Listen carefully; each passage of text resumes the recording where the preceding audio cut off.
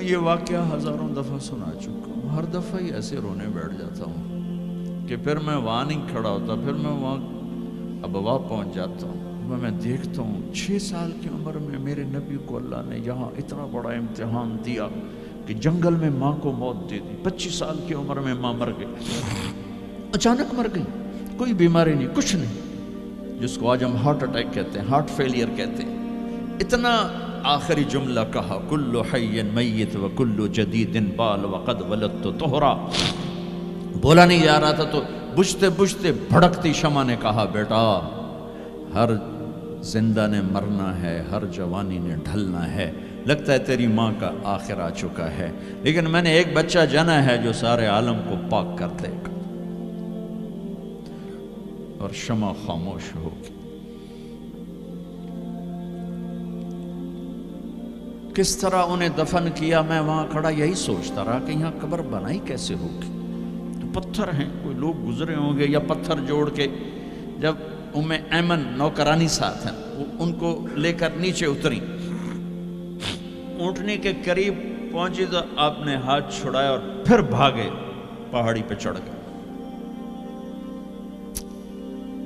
ایمن پیچھے گئیں تو وہ منظر تھا کہ شاید اس وقت عرش بھی رو رہا ہوگا کہ اللہ کے نبی نے ماں کی قبر کو چمٹایا ہوتا سینے کے ساتھ، قبر پہ ایسے گرے پڑے تھے۔ اور جب ایمن قریب آئیں تو وہ نوحہ کہہ رہے تھے کہ پتھر بھی پگھل رہے تھے کہ ماں جی آپ کو تو پتا تھا آپ کے سوا میرا کوئی نہ تھا، آپ مجھے چھوڑ کے کیوں چلی گئی؟ آپ مجھے چھوڑ کے کہاں چلی گئی؟ ایمن نے اٹھانا چاہا، انکار کر دے گا، میں نہیں جاتا، میں نہیں ماں کو چھوڑ کے جاتا۔ کھینچ کے لے گئیں، گھسٹتا ہوا بچہ پہاڑ سے اتارا۔ 2 دن روتے روتے مکے کا سفر ہے، پھر کھانا بھی بند ہو گیا، پینا بھی بند ہو گیا، سوائے زمزم کے چند گھونٹ پانی کے سارا دن نہ کھاتے تھے نہ پیتے تھے، اکیلے بیٹھے رہتے، نہ ماں نہ باپ نہ بھائی نہ بہن۔ اللہ 57 سال کے بعد ماں کی قبر پر پہنچے اور قبر کے سرہانے آ کر بیٹھے، گوڈے اوپر اٹھائے اور ہاتھ یہاں رکھے اور سر گوڈوں میں دے دیے، جیسے چھوٹے بچے رونے کی پوزیشن بناتے ہیں۔ یہ چھوٹی جگہ میں دکھا نہیں سکتا، اور پھر جو رونا شروع کیا، اتنا روئے کہ ساری داڑھی سارا سینہ آنسوں سے بھر گیا، جیسے کوئی معصوم بچہ، جیسے 6 سال کا محمد رو رہا صلی اللہ علیہ وسلم۔ اتنا روئے کہ وجود ہل گیا، اور پھر فرمایا کہ میں آگے نہیں جاؤں گا، میں رات یہیں رہوں گا۔ تم کیا جانو رشتے کیا ہوتے ہیں، تمہیں صرف پونڈ گننے آتے ہیں۔ تم سے مراد میں بھی اور سارے بھی ناراض نہ ہو جاؤ، ساری امت کا یہی حال۔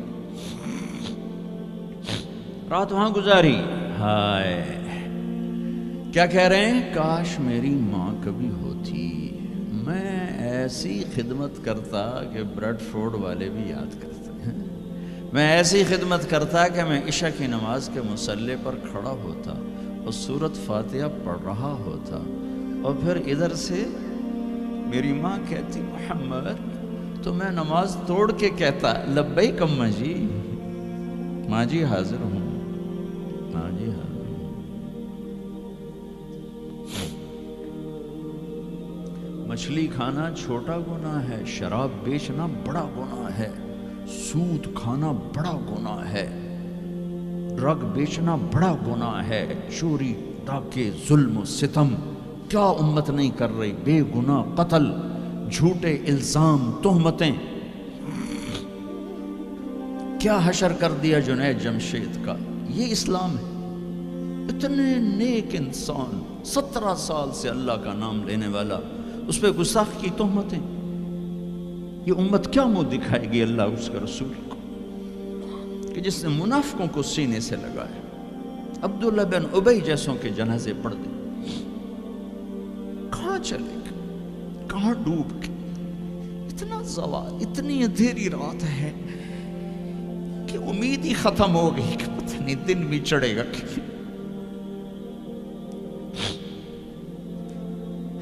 دین کے نام لینے والے جب دین کو ذبح کرنے پہ آ جائیں, ممبر پہ بیٹھنے والے جب نفرتوں کی آگ بھڑکانے لائے, کس سے غلطی نہیں ہوتی. ایک پاک انبیاء کی ذات ہے جن کی زبان پہ اللہ بولتا. باقی طارق جمیل روزانہ مجھے 40 سال ہو گئے بیان کرتے ہوئے, میں خطا نہیں کروں گا تو اور کیا کروں گا. مجھ سے پوچھو تو صحیح, میں غلطی سے کہہ گئے, جان بوجھ کے کہہ گئے, ہو سکتا میں نے غلطی سے کہہ دیا. اللہ نے توبہ رکھی ہے, کفر کی توبہ. یہ میں درد سے بول رہا ہوں, یہ زوال ہے, زوال, خوفناک زوال ہے. جب ممبر پہ بیٹھنے والے دین سے اتنے دور چلے گئے, عوام کا کیا. طلیحہ نے نبوت کا دعویٰ کیا اور لڑائی کی صحابہ سے. عکاشہ بن محسن جیسے بدری صحابی کو شہید کیا, اتنے بڑے مقام کے صحابی کو شہید کیا. اور حضرت عمر کے زمانے میں توبہ کرنے آیا, آپ نے گلے لگا لیا, توبہ تو سب کفر کے نبوت کے دعوے. میرا اللہ کہتا میں تو ہر بیان میں کہہ رہا ہوں کہ دھرتی گناہوں سے بھر کے ایک دفعہ کہو یا اللہ میری توبہ, تو اللہ کہتا جاؤ سب معاف کیا.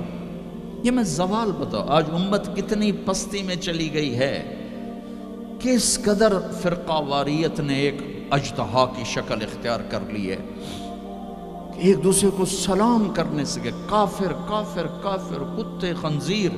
میرا نبی ایسے بولتا تھا. میں انسان ہوں, بول رہا ہوں, بولتا بولتا کوئی غلط جملہ بول سکتا. گستاخی کا جان بوجھ کے کرنے والا یقیناً دارہ اسلام سے عمل چھوڑنے سے آدمی کافر نہیں ہوتا. گستاخی کرنے سے, نماز چھوڑنے سے کافر نہیں ہوتا, گناہ گار ہے. نماز کی گستاخی کرنے سے وہ دارہ اسلام سے نکلتا ہے, لیکن اس کے لیے بھی توبہ کا دروازہ کھلا ہوا ہے. لیکن یہ کتنا تعصب ہے, نفرت ہے کہ ایک آدمی کی 17 سال کی پاک زندگی کو ایک غلطی پر کفر بنا دیا. یہ گراوٹ ہے, زوال ہے.